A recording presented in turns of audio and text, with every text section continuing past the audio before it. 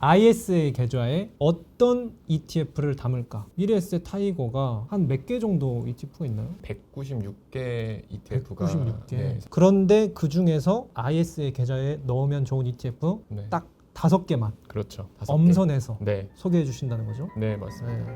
1조 달러에서 1조 달러로 오. 시가총액 자체가 성장을 한 겁니다. 단순히 봐도 5배 골랐네요. 또 제 채널 모토가 마음 편한 투자이기 때문에 안정적인 투자를 원하시는 분들도 많겠어요. 비중 조절이라도 어떻게 투자하면 좋을지 만약에 내가 월 노후 대비용으로 노후 대비. 자산을 내가 증식을 해야 되는 뭐 2030, 네. 3040 세대라고 수익률이 좋으면 그걸 모으는 기간이 짧아지잖아요. 빠르게 그런 거예요.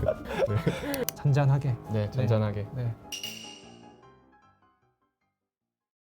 또 미래에셋 타이거에서 어떻게 또 잘 보시고 또 왔습니다. 근본 ETF 네, 미래에셋 ETF에 찾아왔습니다. 뉴페이스 예. 모셨습니다. 네. 어떤 분이시죠? 김잔잔 구독자 네. 여러분 안녕하십니까? 타이거 ETF의 유용주 매니저입니다. 박수. 네. 사전에 이야기를 좀 나누는데 제 또래 그쵸. 매니저님이셔가지고 네, 또 저희가 더욱더 친밀감이 들었고 맞습니다. 또 많은 또. 이야기를 나눌 수 있었습니다. 네. 미래에셋 타이거가 굉장히 많은 ETF들이 있죠. 10월 말일 기준으로 196개 ETF가 196개. 상장이 오. 되어 있고요. 그런데 그 중에서 네. 딱 5개만 그렇죠. 5개. 엄선해서 네. 소개해 주신다는 거죠. 네, 맞습니다. 네. 저는 이제 3가지의 원칙을 네. 좀 말씀드리고 싶습니다. 오. ETF로 네. 장기 포트폴리오를 구성할 때 있어서는 첫 번째는 네. 성장하는 국가, 또 성장하는 산업, 그리고 성장하는 기업에 투자를 하는 게 아. 가장 중요하고요. 그렇죠. 그리고 이제 두 번째로 변동성 관리를 위해서는 분산 투자가 분산 어느 투자. 정도 좀 되어 있어야 좋습니다. 되고요. 네. 또 세 번째로는 좀 스스로의 포트폴리오를 좀 복잡하지 않게 관리하는 것도 중요합니다. 그렇죠. 좀 심플하게. 맞습니다. 네. 심플하게 좀 관리를 하셔야 네. 이게 어떤 상황이 변화가 됐을 때 내가 네. 결정하기도 쉽고 네. 그렇기 때문에 네. 오늘 저희가 소개드릴 ETF 5가지도 이러한 3가지 원칙에 맞춰서 좀 어허. 준비를 했고요. 좋네요. 오늘 이 영상을 끝까지 좀 네. 시청하신다면 이제 포트폴리오를 어떻게 구성할지에 대해 좀 도움을 받으실 수 있을 것 같습니다. 네. 끝까지 봐야지 네. 이 떡밥이 어떻게 회수되는지도 네. 지켜볼 수 있을 것 같습니다. 그렇죠. 그럼 바로 들어가도록 하겠습니다. 네. 5가지 ETF 중에 첫 번째. 네.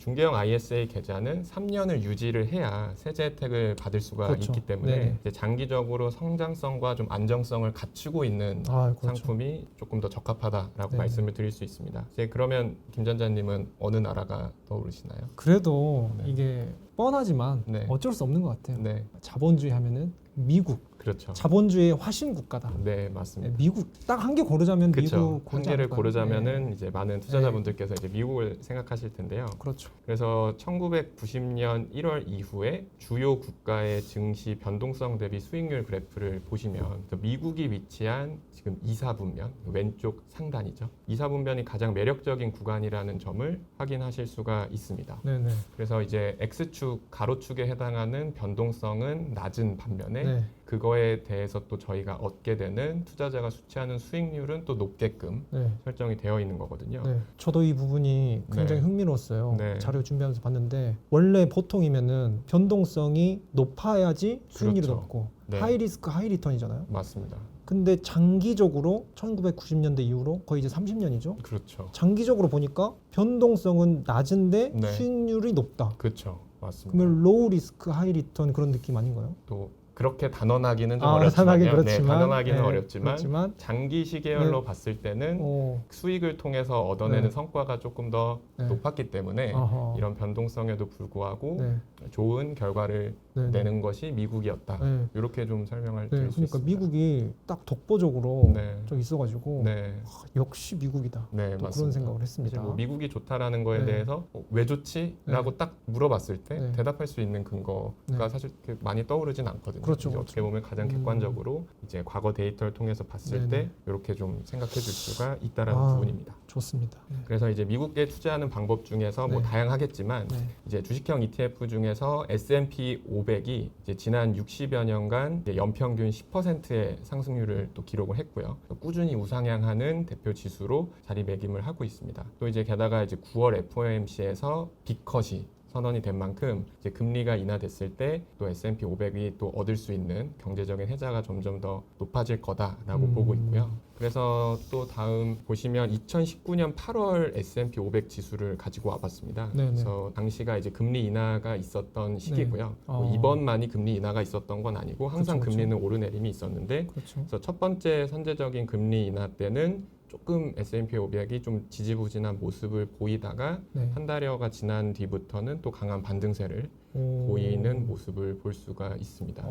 그래서 뭐 이러한 측면에서 볼 때 미국을 투자하는 것이 중개형 ISA 계좌에서도 굉장히 좀 적합한 상품이다. 그리고 S&P 500이라는 대표 지수를 꼭 고려를 하시는 게 좋겠다. 이렇게 말씀드릴 수 있습니다. 과거가 무조건 반복되는 건 아니지만 그렇죠. 그래도 가장 최근에 금리 인하를 크게 했을 때 네. 살짝 주춤했다가 그래프와 같이 쭉 오르는 모습을 보여줬으니까 네, 네. 이번에도 그렇게 되지 않을까 그렇죠. 하는 기대감. 맞습니다. 그래서 이제 이런 측면에서 S&P 500을 좀 첫 번째 상품으로 좀 말씀을 드릴 수 있고요. 이제 다음은 이제 S&P 500의 같이 대표 지수로 네. 불리는 이제 나스닥 100 나스닥. 지수입니다. 네, 네. 그래서 나스닥 100 같은 경우에는 이제 S&P 500 지수가 미국 증시를 대표해서 미국 전체를 투자한다라고 이제 말씀드린다면 이제 나스닥 100 지수는 미국의 혁신성을 대변하는 지수인 거고요. 그래서 투자자분들이 이제 혁신 성장을 이끌어가는 기업이라고 하면 뭐 떠오르시는 게 많을 것 같아요. 뭐 그쵸. 애플, 뭐 테슬라, 마이크로소프트 뭐 여러 가지 떠오르실 텐데 그러한 다양한 기업들이 전부 다 이제 나스닥 100에 포함이 되는 그런 기업들인 거고요. 그래서 S&P 500과 좀 비교를 해본다면 뭐 S&P 500에는 뭐 JP 모건이나 뭐 뱅크 오브 아메리카 같은 네. 금융회사들 네. 그리고 은행들이죠. 그렇죠. 네. 그리고 뭐 월마트나 네. 맥도날드 같은 뭔가 소비재 기업들은 S&P 500 지수에 이제 좀 높은 비중으로 포함이 되어 있지만 네. 이제 나스닥 100에는 물론 그런 금융이라든지 소비재 기업은 포함이 되어 있지가 않고요. 네. 그래서 이 점이 이제 두 지수의 차이점이다. 네. 라는 부분이고 좀 금리 인하 사이클이 온 거는 좀 확실한 것 같아요. 네네, 좀 그렇죠. 하나의 사이클이 왔다라는 측면에서 네. 또 미국 경제도 연착륙해서 네. 좀 안정화가 되고 있다고 생각을 하기 때문에 네. 좀 ISA 계좌에서 네. 좀 S&P 500 그리고 미국 나스닥 100을 좀 투자해 주시면 좋겠다. S&P 500이랑 나스닥 100이 비슷한 듯 하면서도 네. 좀 오묘하게 다른 감이 있죠. 맞습니다. 그래서 많은 사람들이 갈리는데 네. 우리 유영주 매니저님은 어떻습니까? 어떤 쪽에 더 약간 그 마음이 가시나요? 저는 사실 개인적으로는 네. 나스닥 100이 조금 더 아직 투자 기간이 어. 조금 더 길게 아, 남았다고 생각하기 젊으니까. 때문에 네네. 그래서 좀 성장성으로. 혁신성의 이제 기술 네. 기업들을 아, 가져가는 게 좋습니다. 조금 선호도를 가지고 공감됩니다. 있습니다. 네. 네네. 그래서 첫 번째 5가지 중 첫 번째가 네. 바로 이제 S&P 500과 나스닥 100 지수. 네. 설명을 너무 잘해주셔가지고 음, 또 다시금 뽐뿌가 온다고 하죠. 맞습니다. 또 사고 네. 싶다 네. 하는 그런 욕구가 차오르는 네. 그런 시간이었습니다. 그렇다면 이제 두 번째 네. 가도록 하겠습니다. 네. 이제 약간 좀 스페셜한 게 나올 것 같은데요. 실제로 채널 댓글에도 종종 달리는 댓글이에요. 나스닥 100 그리고 S&P 500 둘 다 좋은 건 맞는데 올해도 거의 20%가 넘었나요? 수익률이? 그렇죠. 거의 계속 고점을 갱신하고 있으니까 네. 역사적 최고점을 계속 갱신하고 있으니까 맞습니다. 이게 지금 고점이라서 들어가면 안 된다. 저는 전혀 동의하지 않습니다만은 네. 그런 말씀을 하시는 구독자님들 댓글들이 종종 계세요. 그렇게 네. 생각하실 수 있죠. 맞습니다. 그래서 여기와 관련해서 두 번째 ETF가 관련이 되는 것 같더라고요. 네, 맞죠? 맞아요. 김 전자님께서 말씀해주신 것처럼 네. 이제 S&P 500이든 뭐 미국 나스닥 100이든 이제 너무 주식이 오른 거 아니냐. 특히 이제 글로벌 빅테크 기업들은 주가 변동성이 점점 높아지면서 지금 들어가기에는 너무 늦은 거 아닌가, 아니면 이미 가격이 너무 많이 올라버린 거 아닌가라는 우려가 있으신 분들이 그쵸, 좀 많으세요. 그래서 그런 투자자분들께서 ISA 계좌에서 좀 굴리기에 적합한 ETF가 마련이 되어 있는데요. 네. 그래서 타이거 미국 S&P 500 동일 가중 ETF. 동일 가중 맞습니다. ETF다. 타이거 미국 S&P 500 ETF가 미국의 시가총액 기준으로 500개의 기업을 각 기업의 비중별로 네. 이제 나누어서 투자를 하는 거라면 네. 미국 S&P 500 동일 가중 같은 경우에는 500개의 종목을 0.2%씩 동일한 비중으로 투자를 합니다. 그렇게 되면 이제 500 곱하기 0.2%를 해서 네. 총 100%의 하나의 ETF가 구성이 되는 셈이죠.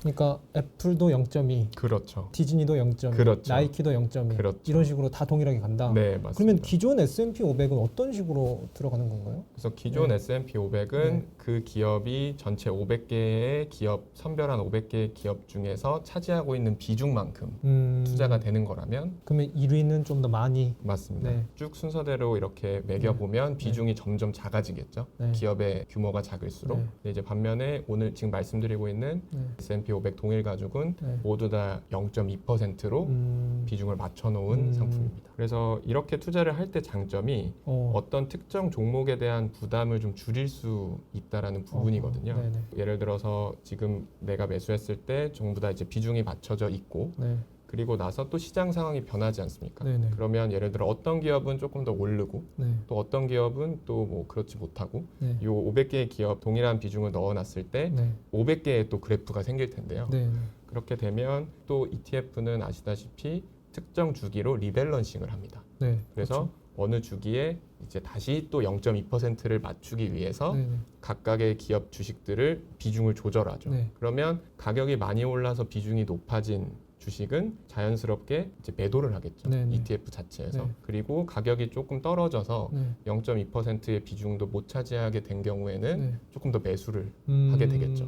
오른 것은 살짝 팔아서 그렇죠. 팔아주고 네, 좀 가격 떨어진 거는 네. 좀 더 사주고. 그렇죠. 비중을 맞추기 위해서. 고점에서 팔고 그렇죠. 저점에서 사고. 그렇죠. 약간 이런 느낌의 네, 뉘앙스도 맞습니다. 있네요. 네, 그런 식으로 이 상품이 관리가 되기 때문에 네네. 성과 자체를 계속 좀 양호하게 유지할 수 있다라는 장점이 좀 있다.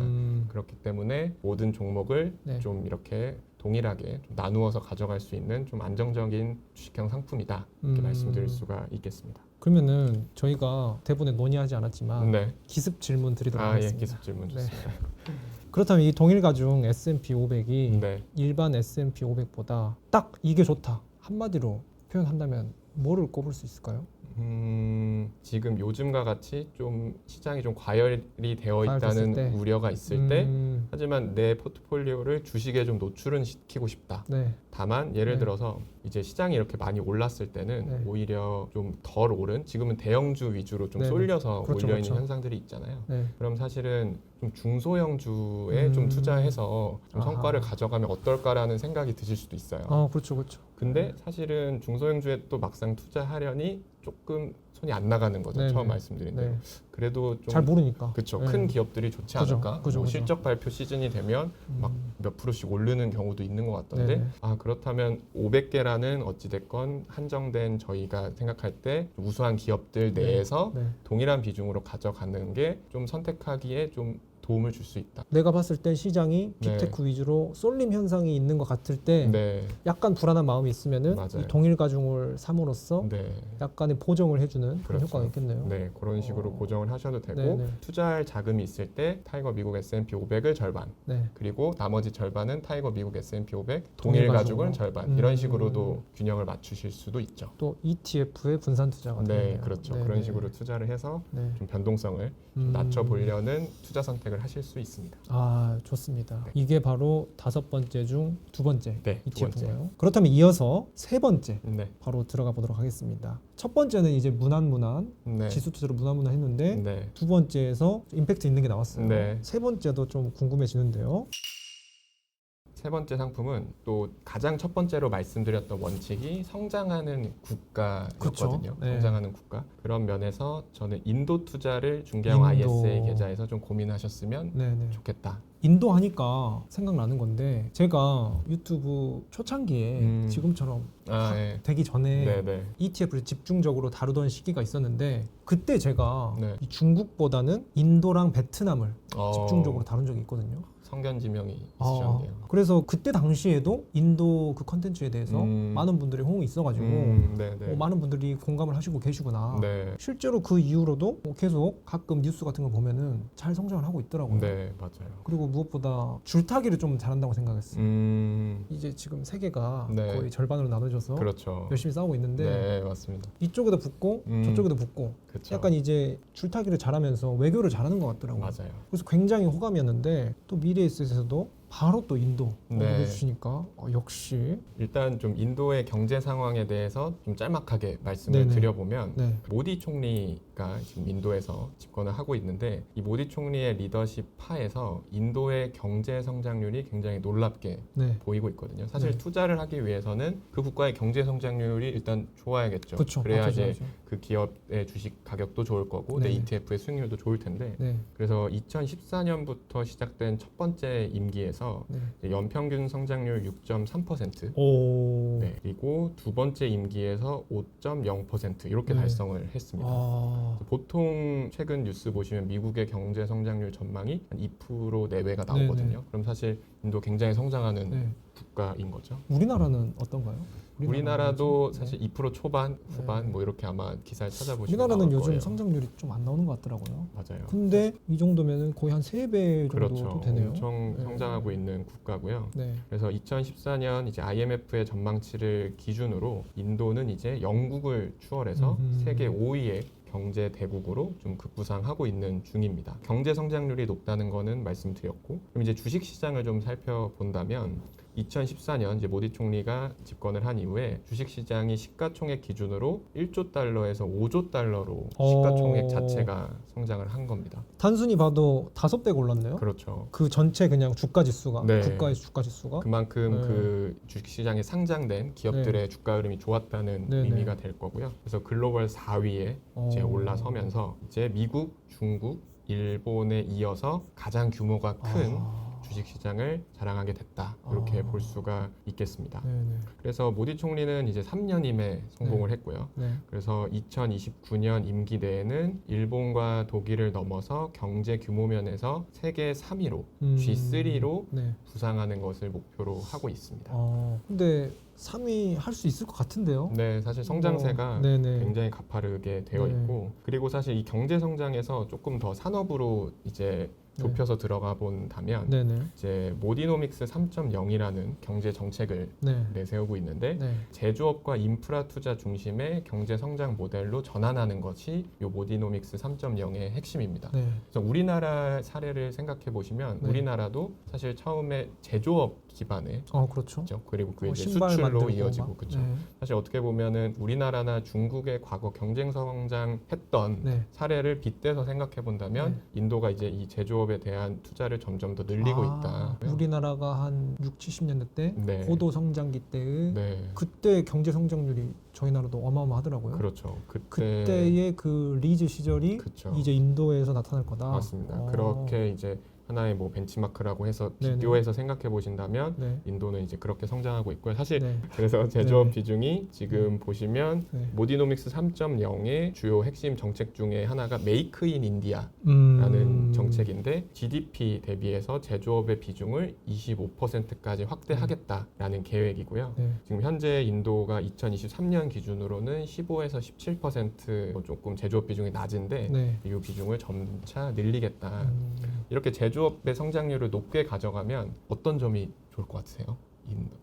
인도 경제 성장을 생각하실 때 제조업 성장이 높게 가져가면 높아지면 중국처럼 뭐 네. 세계의 공장 뭐 이런 느낌이 그렇죠. 될까요? 수출이 늘어날까요? 맞습니다. 세계의 또, 공장 네. 역할을 하는 것도 맞고요. 네. 경제 주체로서 개인을 생각해 본다면 일자리가 늘어나는 아하. 겁니다. 네. 그러면 이제 제조업 일자리 1억 개 창출이라는 어떤 1억 개? 네, 이런 공약도 내세우고 있고 확실히 인구가 많으니까. 네, 그렇죠. 지금 세계에서 인구가 제일 많은 국가니까요. 맞아요. 네. 그래서 뭐 기업들을 위한 재정 지원, 네. 뭐 법인세 인하 등 기업 활동을 음. 독려하고 음. 또 그렇게 되면은 말씀드린 대로 일자리도 창출돼서 네. 경제 소득도 높아지고 그럼 또 소비를 하고 네. 또 그럼 또 기업이 또 돈을 벌고 투자를 하고 이런 선순환의 어떤 시작이 되는 것이 지금 인도의 경제 상황이다. 이렇게 좀 말씀을 드릴 수 있겠습니다. 뭐 기업들을 위한 재정 지원, 법인세 인하 이런 거 보면은 이 모디 총리라는 분이 약간 보수 쪽인가요? 혹시 아시나요 그런 거? 보수 네, 약간 좀 그거는 잘 모르겠습니다. 그 보수. 자유시장을 표방하는. 네, 사실 그 친시장적 쪽의 그런 인물인 분이시구나. 거는 네, 그래요? 가깝죠. 그래서 사실은 3년임이라는 것도 네. 어떤 그런 부분에 호응을 받아서 된 거고요. 그렇겠네요. 네. 초창기에 네. 5, 6% 올렸는데 네. 인도 이제 사람들도 다들 거기에 만족을 하니까 네. 4년까지 시켜주고 앞으로도 그러면은 좀 지속될 수도 있겠네요. 네. 그 성장성이. 그래서 이런 뭐 인도의 어떤 폭발적인 경제 성장을 좀 말씀을 드렸고요. 네. 그렇다면 이제 경제 성장은 또 경제 성장이고 네. 주식 시장은 또 같이 그렇죠. 쪼개서 봐야겠죠. 그렇죠. 네. 그래서 어떻게 보면 인도의 주식 시장은 이제 밸류에이션 리레이팅에 성공했다 네. 이런 좀 평가를 받고 있습니다. 네.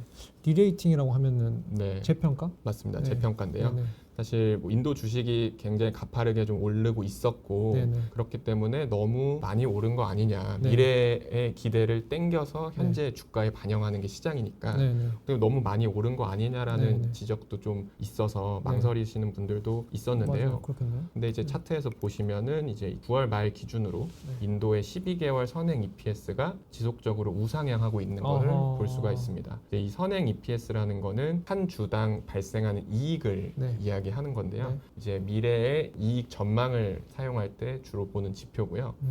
그래서 기업의 주가가 오른 거는 맞다. 네. 다만 그 한 주당 벌어들이는 이익 역시도 점점 높아질 것이다. 우상향하고 있다라는 것을 전망한다는 걸 겹쳐서 보면 이 주가가 합리적이다.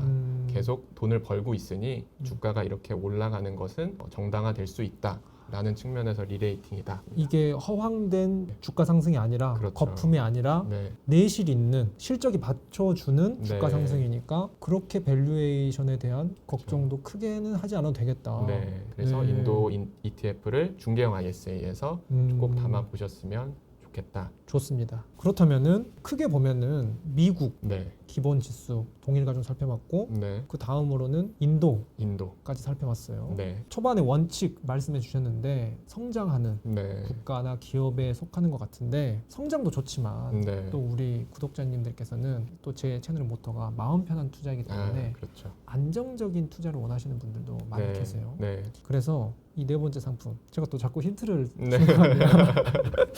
네 번째 상품은 네. 좀 안정적인 맞습니다. ETF.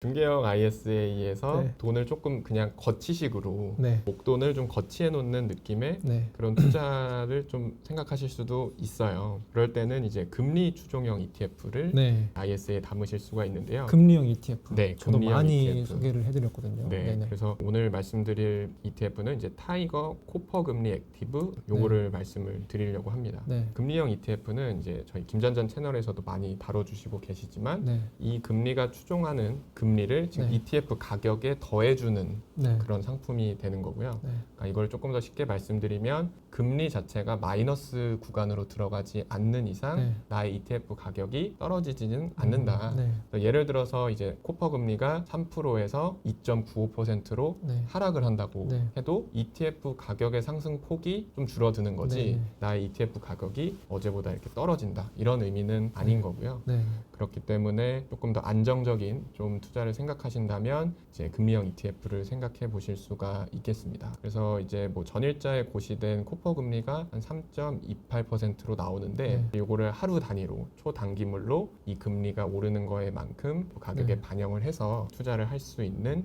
그런 방법이 되겠다. 그러니까 저도 ISA 계좌에 넣으면 좋을 안전자산 두 가지 네. 하면서 금리형 ETF랑 RP 이 두 개를 네. 추천했었거든요. 근데 역시 또 미래에셋에서도 바로 금리형 ETF 말씀해 주십니다. 사실 안전자산으로 금리형 ETF를 말씀드리는 게 처음에 말씀드린 원칙 중에 두 번째 네. 분산 투자를 해야 된다. 그렇죠, 그렇죠. 라고 고려할 때 내 중개형 ISA 포트폴리오에 좀 현금으로 투자 가용한 자산이 있어야 해요. 네, 네. 그래서 모두 다 어떤 상품에 노출을 시키는 것이 아니라 네. 좀 지켜보다가 저 ETF는 사야겠다라고 싶을 때 좀 살 수 있는 현금이 있어야 되는 대기 거거든요. 자금처럼. 네. 네. 이제 그걸 단순히 방치해 놓기는 좀 네. 기회비용이 크니 네. 이제 금리형 ETF로 담아두시면 네. 좋겠다. 생각해 보니까 벌써 5번째 ETF가 나와요. 네, 벌써 아쉬운데요. 네, 벌써 아쉽습니다. 한 10개 했으면 좋겠는데. 네. 그렇다면은 안정형 자산도 나왔고 네, 성장형 자산도 나왔고 마지막은 어떨지 이번에는 언질도 하지 않겠습니다. 네. 매니저님 5번째 ETF는 어떤 ETF인가요? 다섯 번째 상품으로는 이제 월배당 ETF를 월배당 네, ETF. 말씀을 네네. 드리고 싶습니다. 이 월배당 ETF를 잘 고르는 방법은 배당금의 재원이 좀 지속적으로 확보가 될 수 있는 상품이냐, 네네. 그리고 어찌됐건 월배당 ETF도 ETF거든요. 네. 그러면 이 ETF가 추종하는 지수가 잘 성장하고 있는지를 또 확인하셔야 될 네네. 것 같고요. 그런 관점에서 지수 움직임을 좀 잘 따라가면서 또 상대적으로 좀 높은 배당 수익률을 추구할 수 있는 네네. 지금 미국 배당 ETF 중에 오늘 소개드릴 것 중 하나가 네. 타이거 미국 배당 다우존스 ETF.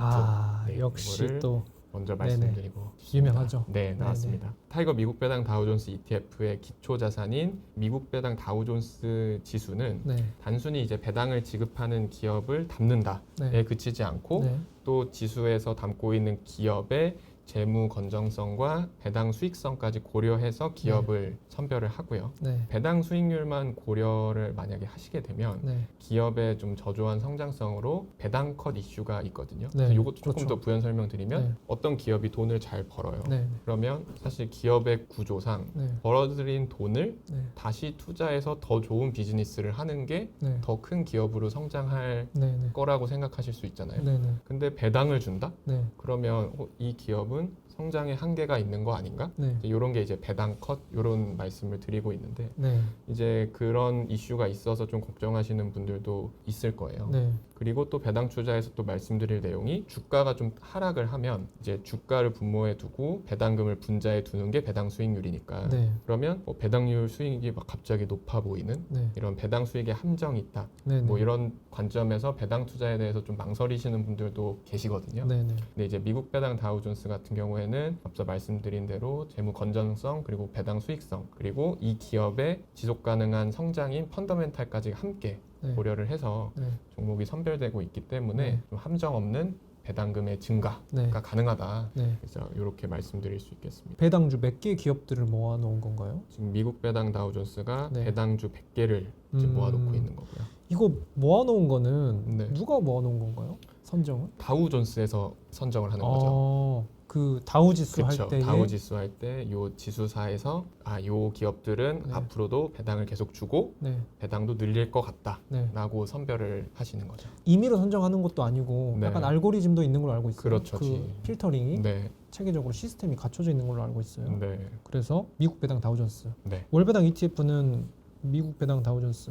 요것만 추천하시나요? 네. 사실 그러기엔 좀 아쉽고요. 네, 네, 두 개만 더 말씀드리면요. 두 개 더. 네, 저희가 오늘 투자 얘기를 하는데 네. 워렌 버핏 얘기를 안 할 수 없죠. 그렇죠. 네, 그래서 워렌 버핏은 뭐 미국 네. 시장 분산 투자하는 S&P 500 ETF가 최적의 투자 상품이다. 뭐 네. 이렇게 말씀하기도 했는데요. 네. 그래서 나는 월배당을 받지만 S&P 500도 좀 추종하고 싶어. 네. 이런 수요가 있으실 수도 있거든요. 그렇죠. 그래서 S&P 500 지수의 약 90%를 따라가면서 네. 또 매월 분배금을 기대할 수 있는 ETF가 있는데 이제 바로 미국 S&P 500 타겟 데일리 커버드 콜. 아하. 이 상품을 네. 말씀드리고요. 또 하나 말씀드리면 이제 금리가 좀 인하하는 사이클에 들어갔다. 네. 이런 관점에서 지금 금리가 인하했을 때 좀 성장이라는 키워드를 가진 나스닥 100 지수가 네네. 좀 성장성이 더 높을 것이다. 그렇게 좀 투자자분들의 관심을 받고 있는데요. 네. 그래서 나스닥 100의 월배당까지 기대가 되는 타이거 미국 나스닥 100 타겟 데일리 커버드 콜 이 ETF도 나스닥 100도 투자하면서 월배당도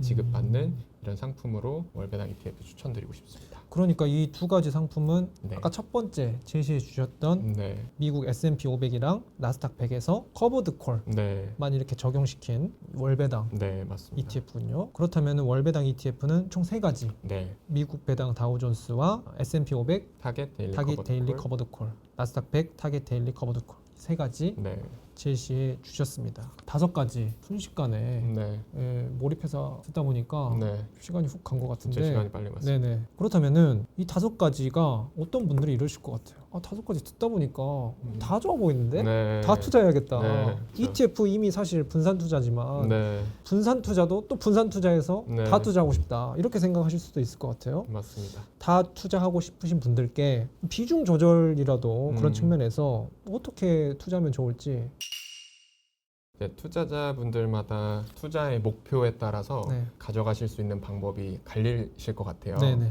투자 목표에 따라서 네. 네. 그래서 만약에 내가 월 노후 대비용으로 노후 대비용. 노후 대비용으로 ISA 계좌에 네. 좀 목돈을 운용하고 계신 분들도 네. 있으세요. 그러신다면 이제 월 배당 ETF의 비중을 네. 한 70에서 80% 정도로 네. 좀 가져가시고 그리고 코퍼 금리 액티브 말씀드렸지만 이런 네. 금리형 ETF에 네. 한 20-30% 정도를 네. 좀 사두시고 네. 그렇게 운용을 하신다면 좀 안정성을 높이면서 네. 현금 흐름이 월배당 ETF에서 확보될 수 있다. 네. 그렇게 좀 기대를 하실 수가 있고요. 네. 여기서 그럼 또 기습 질문 네. 해도 될까요? 네. 이 기습 질문은 정말 사전에 협의되지 않은 네, 그렇죠. 기습 저희가- 질문입니다. 네, 긴장되시나요, 살짝? 살짝 긴장. 아, 네네. 그 월배당 ETF를 ISA 계좌에 사면은 네. 배당금이 매월 나올 수 있다. 네. 이런 현금 흐름에 장점이 있는 건 맞는데 한 가지 ISA 계좌가 3년 동안 이 배당금 수익에 대해서는 추측을 인출이 못하죠. 어렵잖아요. 네. 그리고 해지를 하더라도 네. 해지를 할 때 세금 적용을 받으려면은 한 번 다 매도를 쫙 그렇죠. 해야 한번 되잖아요. 매도를 해야죠. 그렇기 때문에 네. 이게 현금 흐름 측면에서 월배당주가 ISA 계좌에서 메리트가 있을 수 있을까?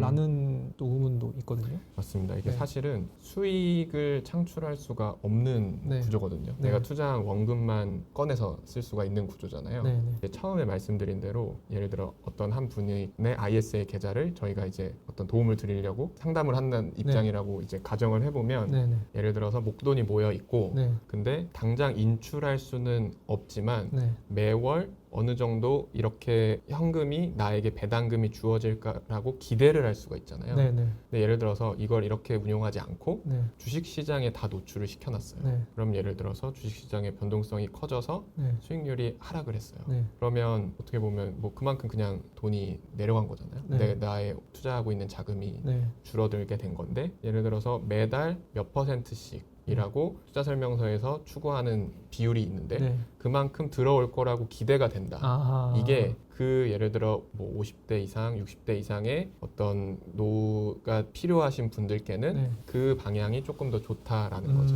심리적인 부분으로 약간 그렇죠. 예행 연습이 될 수도 네, 있겠네요. 맞습니다. 그래서 이게 네, 그러니까 조금 더 이거를 그냥 설명을 드리면 네, 자본 수익이 있고 네. 인컴 수익이 있는데 네. 자본 수익으로서는 뭐 가격이 더 오르면 주가 차이. 네, 목돈이 올라가겠지만 네, 이렇게 노후를 대비하시는 어떤 목돈을 운용하시는 분들께는 네, 이런 자본 수익보다는 네. 인컴 수익으로 네. 그래도 어느 정도 네. 꾸준하게 수익이 날 거라고 기대하시는 게 네. 포트폴리오 관리 측면에서 조금 더 낫다. 음, 이런 말씀을 드리는 겁니다. 뭔가 예행 연습을 하면서도 사실 예행 네. 연습도 아니죠. 실전이죠. 그렇죠. 실전이죠. 실전인데 ISA 계좌에서는 배당 소득세가 네. 많이 절세가 되기 절세가 때문에 되기 혜택 받으면서 현금 흐름도 받아보고 네. 또 이어서 좋구나 네. 느꼈으면은 또 연금저축이나 IRP로 넘어가서 그렇죠. 또 이전하실 할 수도 수도 있고 있으니까요. 좋습니다. 네. 그러니까 노후 대비가 아니라 현재 주된 일자리에서 소득이 지속적으로 창출이 네. 되고 있고 네, 좀 자산을 내가 증식을 해야 되는 뭐 2030, 네. 3040 세대라고 딱 한다면 저희들이네요. 저희들이죠. 네, 네.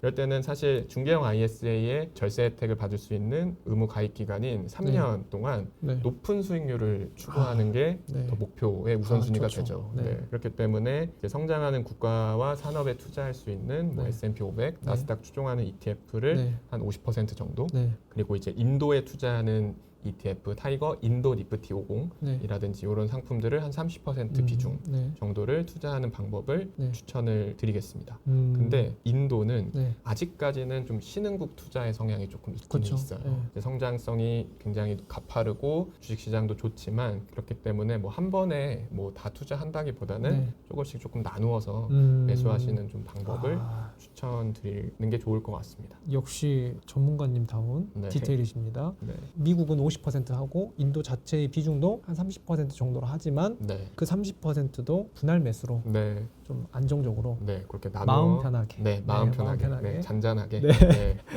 좋습니다. 네, 그렇게 네. 하시고 그러면 네. 이제 20% 남는 거는 네, 말씀드린 대로 금리형 ETF로 네, 좀 현금성 자산을 확보하셔서 네, 좀 추가 매수 기회가 나왔을 때 네, 뭐 인도를 더 사시거나 네, 아니면 미국 대표 지수를 더 사시거나 네. 이렇게 운영하시면 좋지 않을까. 투자 방법까지, 네. 투자 방법론까지 프로페셔널하게 아, 전문적으로 설명을 잘 해주셨습니다. 그렇다면은 앞서 말씀해주신 떡밥을 좀 해소해 주셔야 될 것 같아요. 아, 예. 그렇죠. 앞서 세 가지 원칙이 네. 어떻게 다 반영이 된 건가요? 네, 또 네. 말씀드리면서 네, 조금씩 다 녹아 들어가 있습니다. 아, 그런가요? 원칙들이. 그래서 뭐 미국 대표 지수 S&P 500, 나스닥 100, 그리고 인도 대표 지수인 니프티 50에 추종하는 네, 타이거 ETF 상품들 꼭 관심 있게 봐주시고요. 네, 그리고 또 분산 투자를 하기 위해서 어느 정도는 좀 현금성 자산을 확보하고 네, 그렇게 어느 정도 현금을 가지고 계셔야 네. 내 계좌를 조금 더 관심 있고 유심하게 봅니다. 그렇지 그런 동의가 않고서 되네요. 네. 그래서 나 이걸 뭘 좀 매수해야 되는데 네. 라는 식으로 스스로 동기부여가 또 되는 거거든요. 네, 그렇기 꿀팁이네요. 때문에 네, 그렇죠. 그렇게 해서 계속 꾸준히 계좌를 들여다보고 네, 관리하기 위해서 네. 금융 ETF도 꼭 가져가시면 좋겠다. 네, 그리고 사실 오늘 ISA라는 게 절세 계좌이기 때문에 네, 절세 혜택을 누릴 수 있는 상품들로는 타이거 미국 배당 다우존스나 네. 대표 지수 타겟 데일리 커버드 콜 ETF들로 월 배당에 있어서도 좀 절세 혜택을 받으시면 네, 좋겠다라는 네, 말씀을 좀 드리고 싶습니다. 네. 마지막 세 번째 원칙, 복잡하지 않게. 네, 이거는 어떻게 되는 거죠? 사실 복잡하지 않게라고 하려면 네. 투자 목표를 딱 정해놓는 게 좋을 것 같아요. 뭐 사람마다 다를 것 같습니다. 네. 뭐 나는 3년 뒤에 이걸 잘 투자해서 이 목돈을 가지고 뭐 이럴 때 활용할 거야. 네, 라든지 네. 네, 그런 부분이 좀 복잡하지 않게 아. 관리하는 부분인 것 같아요. 그렇다면 또 바로 후속 질문이 기습 떠오르는데요. 질문이요? 네. 네, 이용주 매니저님의 네. 목표가 뭔지는 궁금하네요. 이용주 매니저님도 네. 계속 투자를 하고 계실 것 같은데 아. 어떻습니까? 이용주 매니저님도 IS 계좌 운영하고 계시나요? 네, ISA 네. 계좌 운영하고 있고요. 네, 저 같은 경우는 네, 입사했을 때 네. 가입했던 계좌가 아직 살아 있어서 네, 네. 서민형으로 또 되어 있어요. 어허, 네, 네. 인턴 때 월급을 알뜰살뜰하게, 기준으로 네, 네, 서민형으로 하셨네요. 혜택도 더 많이 받고 있고요. 네, 네. 그래서 사실은 좀 걱정이 많은 성격이라 돈을 어느 정도 노후 자금 지금 당장 노후를 걱정할 건 아니지만 네, 네. 제가 스스로 정해놓은 금액이 있거든요. 네. 아, 이 금액에 도달할 거야라는 네. 목표가 있습니다. 네, 그렇기 위해서 좀 모으고 있다. 사실 수익률이 좋으면 네. 그걸 모으는 기간이 짧아지잖아요. 네, 네, 네. 그러면은 개인적인 모으는 목표가 기간이 있습니다. 짧아진다는 것은 네. 빠르게 미래에셋 자산운용을 나가겠다. 그런 거예요. 네. 아니, 그러지. 빠르게 타이어족을 하겠다. 네, 뭐 이런 건가요? 사실 뭐 그런 맥락이죠. 아, 어느 정도 네, 네. 스스로 좋습니다. 네, 자금을 또 네. 솔직히 말해 주셔서 네. 또 재미있는 에피소드가 되겠네요. 오늘 이렇게 190개 ETF 중에서 5개 ETF만 엄선해서 추천을 해주셔서 진짜 알찼고요. 매니저님 어떠신가요? 오늘 촬영한 소감? 네, 사실 네. 뭐 워낙 너무 편안하게 진행을 네. 잘해주셔서 네, 저도 좀 더 잘 말씀드릴 수 네. 있었던 것 같고요. 네, 또 오늘 말씀드린 ETF를 통해서 각자 원하시는 투자 목표에 조금 더 가까워지시면 좋겠다. 네. 말씀드리고 싶어요. 저도 이제 미래에셋에서 벌써 세 번째 불러주시니까 네. 오면 올수록 이제 점점 더 마음이 편해지고 네. 오늘 무엇보다 또래 매니저님이셔가지고 그렇죠. 친근감도 있고 네. 말도 더 통하는 것 같고 네. 해가지고 너무 재밌었는데 우리 구독자님도 같이 재밌어 하셨을 것이 맞습니다. 보이시죠? 지금 네. 구독자님들 좋아하시는 네, 모습. 네. 네. 타이거 ETF 화이팅. 짓궂은 기습 질문들도 있었는데 네. 다 말씀도 잘 해주셔가지고 참 감사합니다. 그렇다면 김잔잔 다음 영상에서 또 꿀 정보와 함께 잔잔하게 네, 잔잔하게. 네, 만나 뵙도록 하겠습니다. 시청해주셔서 감사합니다. 감사합니다. 감사합니다. 아, 네. 고맙습니다. 아, 고생하셨습니다. 수고하셨습니다. 네.